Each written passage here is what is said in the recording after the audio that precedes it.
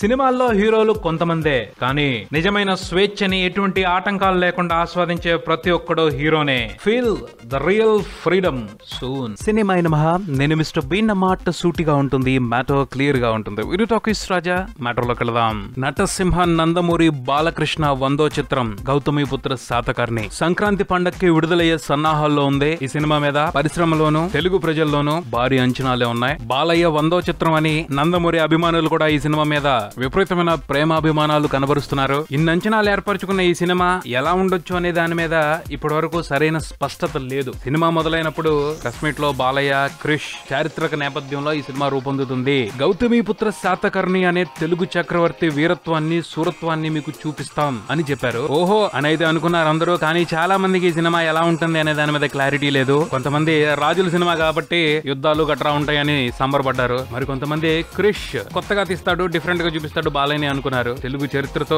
కాస్త టచ్ ఉన్నోళ్ళు మంచి ప్రయత్నం జరుగుతుందని ఆనందపడ్డారు. ఇన్ని రకాల అభిప్రాయాలు ఉన్నప్పటికీ సినిమా ఎట్టా ఉంటది అన్న దాని మీద కొన్ని రకాల అనుమానాలు ఉన్నాయి. తెలుగు నేలను ఏలిన చక్రవర్తి అని చెప్పి ఫారెన్ వెళ్లి యుద్ధ సన్నివేశాలు చిత్రీకరిస్తున్నాడు.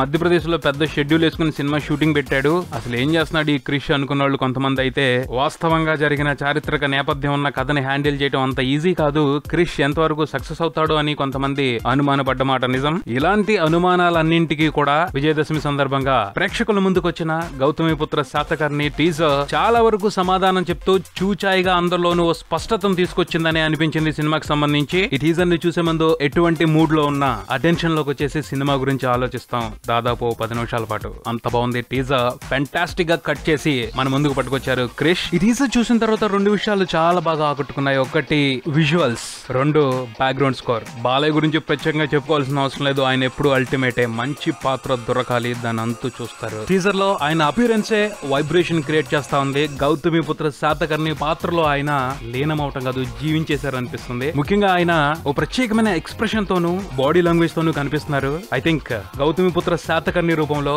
సరికొత్త బాలయ్యని మన ముందుకు తీసుకొస్తున్నారని అనిపిస్తుంది. 2 రోజుల క్రితం ఈ సినిమాకి సంబంధించిన పోస్టర్ ఒకటి వదిలారు పండుగ సందర్భంగా. ఆ పోస్టర్ లో బాలయ్యని చూసి నేను కొంచెం డిసప్పాయింట్ అయ్యా. ఎందుకంటే ఆయన ఎక్స్ప్రెషన్ ఎందుకో డల్ గా ఉంది. కావాలనే ఆ ఎక్స్ప్రెషన్ లో ఉన్నారా లేక వేరే ఏదైనా మిస్టేక్ అన్న ఆలోచనలో ఉన్నా. కానీ ఈ టీజర్ చూసిన తర్వాత బాలయ్య గౌతమిపుత్ర శాతకర్ణి అనే పాత్ర యొక్క స్వభావాన్ని అలా ఎక్స్ప్రెస్ చేస్తున్నారు అనిపించింది. ఎందుకంటే టీజర్ మొదట్లో ఇండియాస్ గ్రేటెస్ట్ వారియర్ ఎంపరర్, యుద్ధ వీరుడు చక్రవర్తి అని చెప్పుకొచ్చారు. తర్వాత ఒక డైలాగ్ ఉంది, విరామం లేదు విశ్రాంతి లేదు. విరామం లేకపోయినా విశ్రాంతి లేకపోయినా అలిపే కదా ముఖంలో కనిపించేది. అంటే గౌతమిపుత్ర శాతకర్ణి విశ్రాంతి లేకుండా యుద్ధం చేస్తున్నాడు.